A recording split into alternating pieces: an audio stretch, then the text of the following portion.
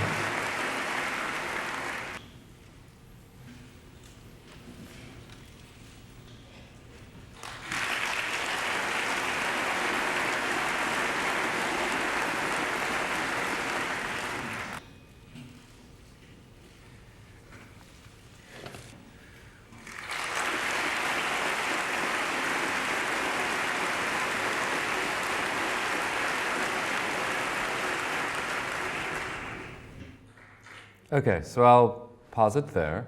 Short excerpt of a 32-minute piece that runs as a loop. And this is the 2003 State of the Union address in the United States, which is clear that I come from there, I guess. So this will be a recurring topic tonight of all nights. And so this is actually one of the speeches where then President George W. Bush made the case for the U.S. launching an invasion of Iraq with many, many dubious claims. And when I began work on this, I had a sort of political instinct to, so I'm starting with this project because it had a sort of political instinct to respond somehow to this language of politics. But instead of refuting every sort of thing he said or trying to check this, line by line, like these are all lies essentially, I chose to just try to frame the discourse around this event, that it becomes a lot of gaps and applause. So it's a 60-minute speech, but all of the gaps and applause add up to 32 minutes. And that to me was a kind of attribute of power into this political theater. It also was not a methodology that necessarily I was alone in using, but at the time this piece became very in the sort of trajectory of my work, I think it reached a wider audience than other pieces I had done that were maybe more personal or experimental and coming out of avant-garde film or video art or experimental film tradition. And so I start with this, partly because our relationship to videos like this has changed a lot. This was very much a sort of pre-YouTube moment. For younger people here, this idea of image appropriation as a strategy that's in art more than in a kind of more popular streaming social media environment is something that's very much displaced right now. But I also start with it because in making this piece, what I discovered in interacting with audiences is if people already were upset about what the president was doing, they really liked the piece. And if people were on the fence or fans of his, they thought maybe this piece is sort of unfair. Oh, why didn't you do that to Bill Clinton too? And so it really didn't seem to reach any audience beyond an audience, sort of this idea of preaching to the converted that happens, that it didn't necessarily change anyone's mind. It was, which in some ways was my intent. I felt that the piece made a kind of argument, but that people who were watching it were a little bit emboldened, but it sort of immediately, in seeing the image of this man in the present, someone came to it with so many preconceptions that they did not necessarily watch the piece as a piece in and of itself, right? And I realized this is very much a danger of using such recognizable political leaders, right, that in an artwork. And so shortly following that, I became very interested in working with history, among other things, as a way to try to get people to rethink political problems, social relationships, in a way that was less direct, that people came to less with their own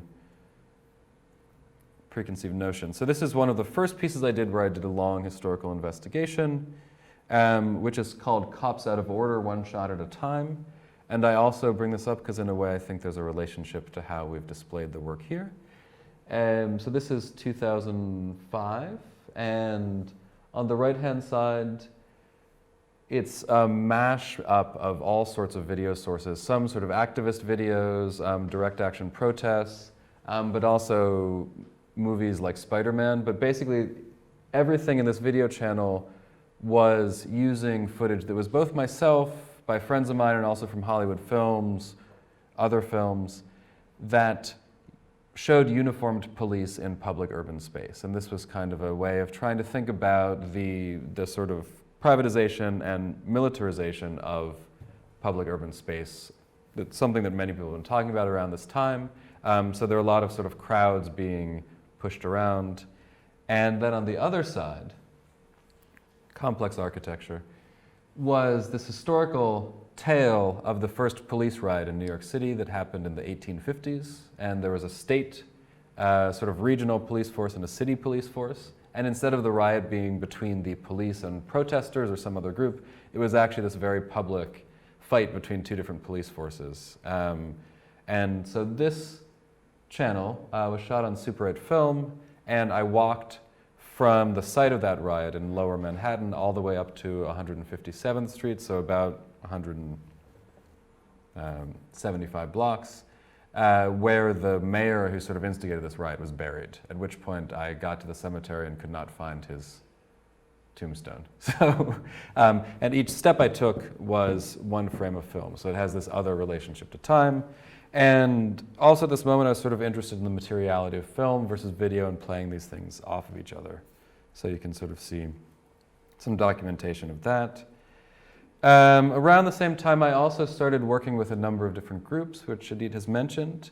So 16 Beaver Group started out really as a kind of group of artists doing a reading group, presenting each other's works, and became something where people were doing much more of kind of reading political theory, talking about the intersection of culture and politics, specifically in relationship to economic globalization, cultural responses to neoliberalism, which at that time, this was one of the only spaces in New York where that was going on. And as a non-commercial, volunteer-run artist identified, and I think it became sort of known more as an art group later, which was not without its problems, but at the time it was more of a kind of intersection of artists, urban planners, architects. And then there was a group called Camo Collective that Lasse was also a part of. So around the same time, And Camo Collective had a somewhat rockier start. And we got a residency, and it was one of these things where we'd been collaborating as a group and assumed certain relationships were stable, and they were not. And so we had this residency that then kind of failed, and we sent out a questionnaire.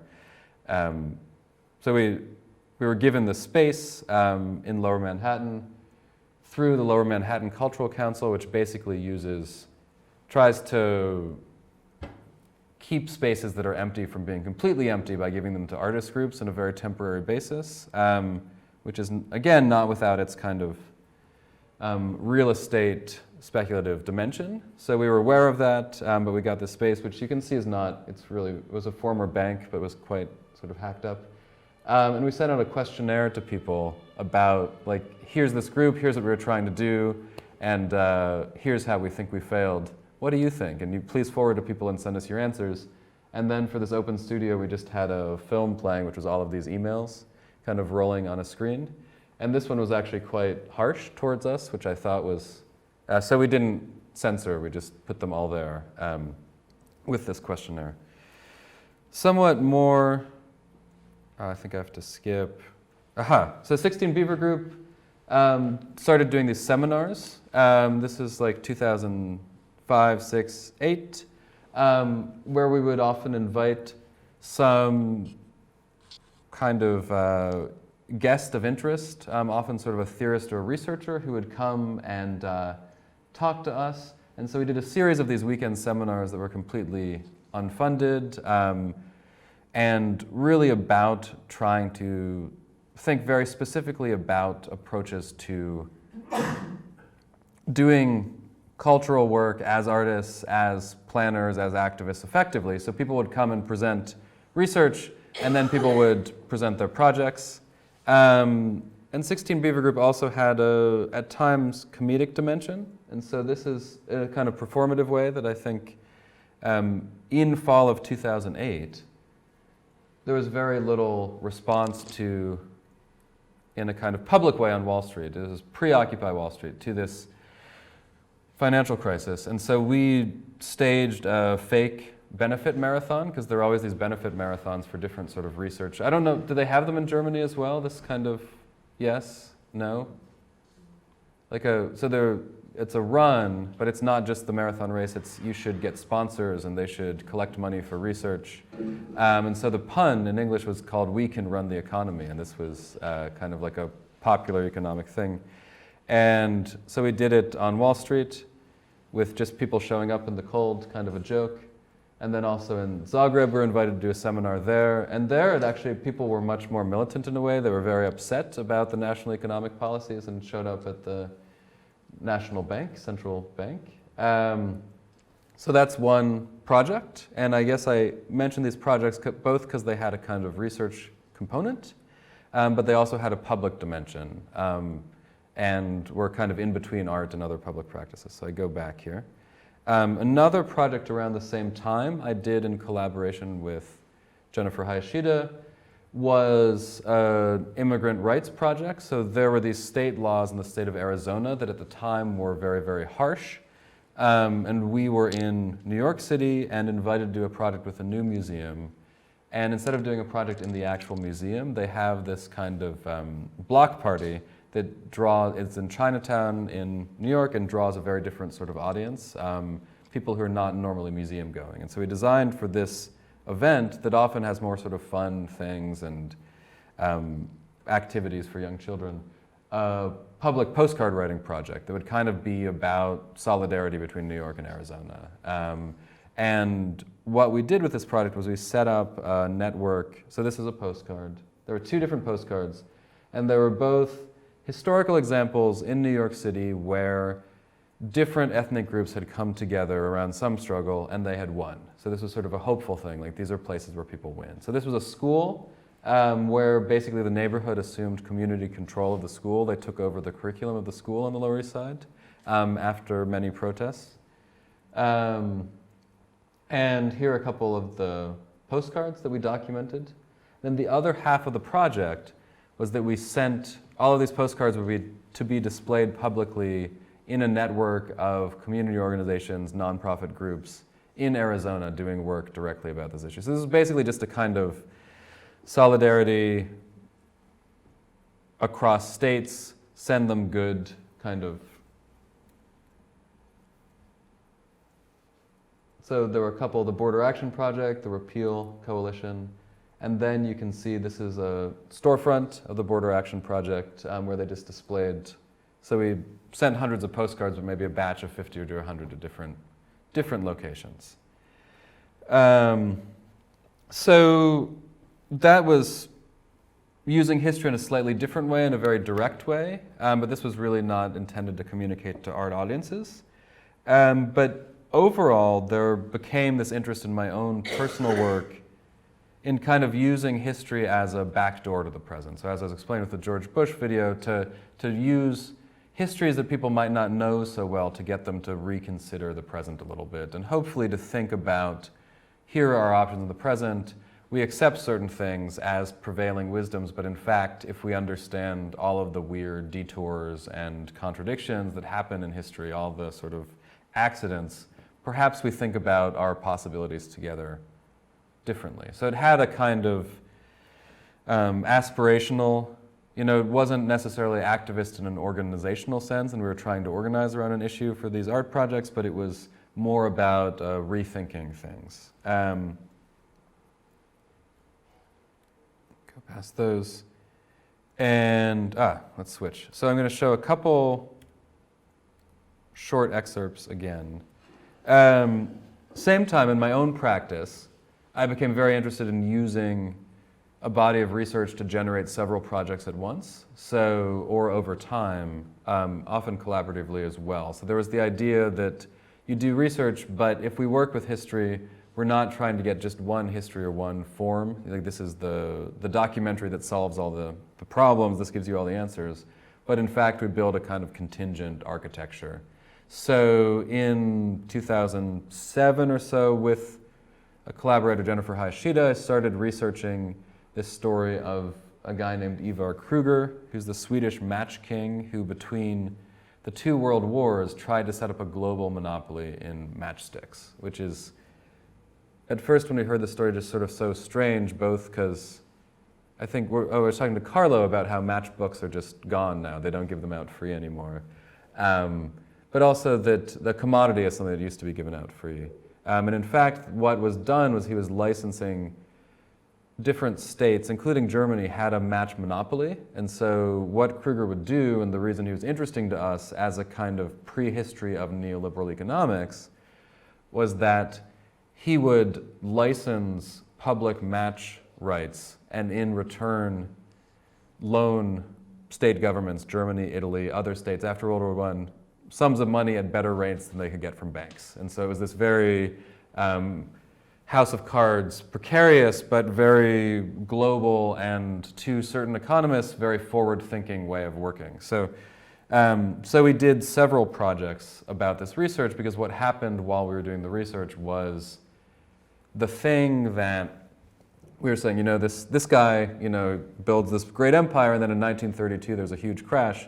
There was a crash in 2008, so it became much more difficult in a way to say, we're not just doing this as a warning, but in fact, what do we do after there has been a crash? And so we made first an essay that was published in an academic journal that commissions art projects called Rethinking Marxism. It's a kind of fun and funny place to be published because it's quite serious, and then you can, and so we did a project called No More Strike Anywhere, which in English, Strike Anywhere is this type of match.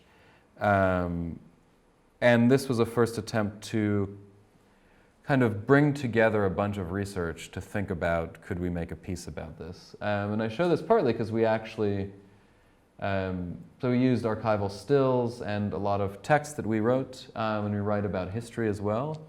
And then a lot of this text ends up in a video that we made the next year.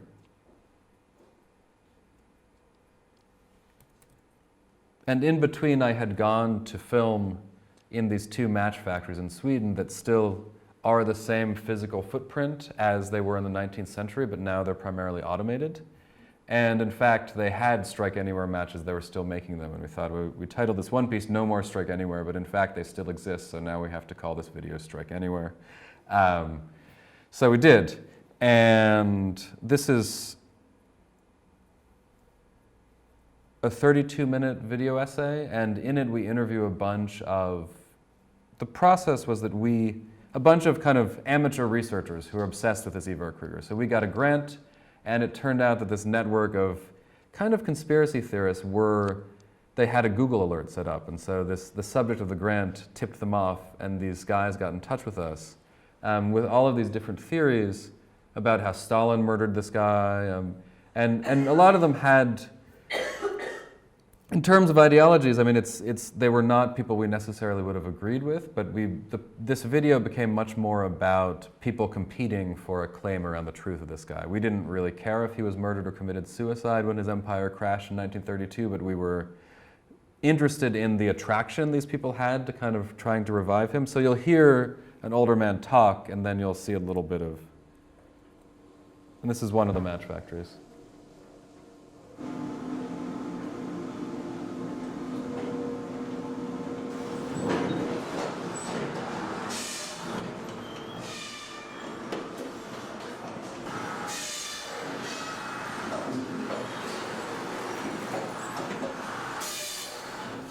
My idea is that you have a group of not very closely held people, but mostly bankers. You probably had the American banker Morgan, not directly of course, but his agent, and his contact in Sweden is Mr. Wallenberg. They work like this, and they have reasons to get rid of Ivar Kreuger. Of course, the Russians would like to get rid of him because he blocked all the match business. Russia couldn't even sell the match, even if not the whole matchbox. They couldn't even sell paper anymore because he was blocking out the market for them. And the last sort of nail in the coffin was that Bolivia had signed a 5-year contract with the Russians for matches, and they were cancelling the contract because of the bad quality compared with the Swedish matches.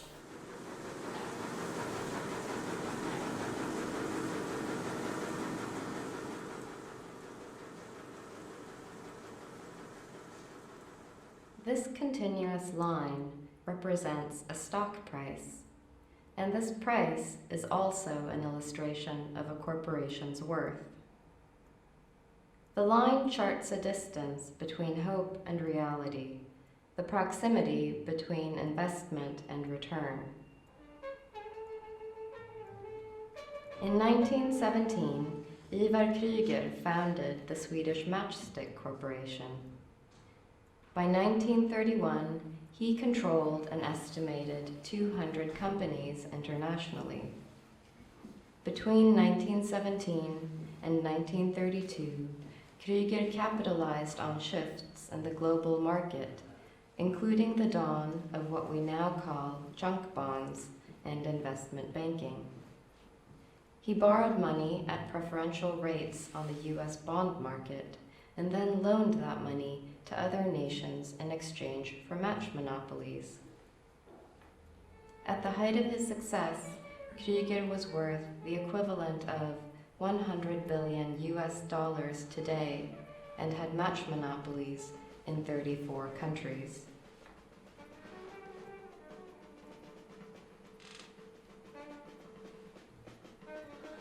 This is not just Kreuger's story. It is the story of workers, investors, smokers, citizens divided by national boundaries, but brought together under boxes of matches, their designs taking the place of flags. Okay, so this was very much a kind of essayistic project where, in addition to these interviews, and this is actually the most informational part of the piece, in a way it became more about looking through these archives and things, but also reading newspaper articles and critiques of this guy from when his empire crashed in 1932, and people said, oh, what a horrible idea.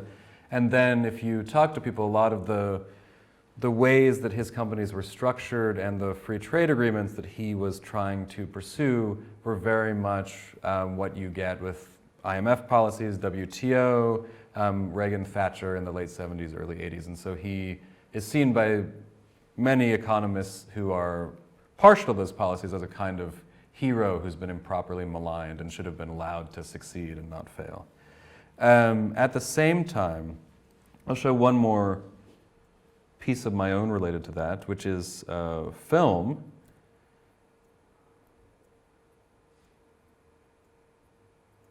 That's just this match factory footage, because we became quite interested in the relationship between the very tangible manufacturing processes and the kind of intangible abstraction of financial capitalism. So that became a kind of metaphor for the piece. And so we made this 10-minute silent 16mm film that is match factory footage and then has these subtitles that are burned onto the film using laser subtitles. So it's this process that is how prints had been subtitled for a very long time. At the time we did this, there was only one lab that would still do this on 16mm film. So doing it on each print was actually much more work than I realized it would be. And the title, Populus Tremula, is actually the Latin name for aspen, which is the wood that's being chopped up into matches. So we watch a couple minutes of this.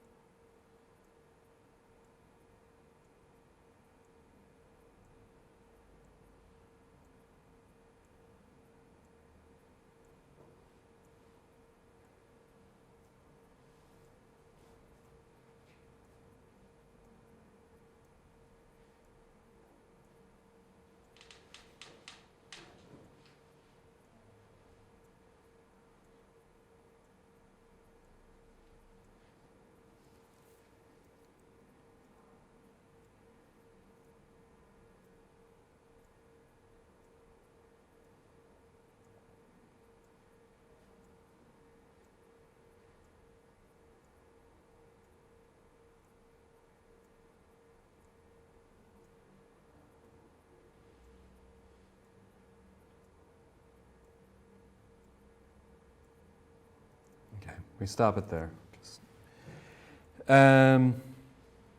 Okay, so now I pivot and start. So this piece was actually in the prior iteration of this exhibition in Copenhagen. So I pivot, and I've kind of given you some background about my practice as an artist and some interests and impulses and kind of conditions that I was trying to address.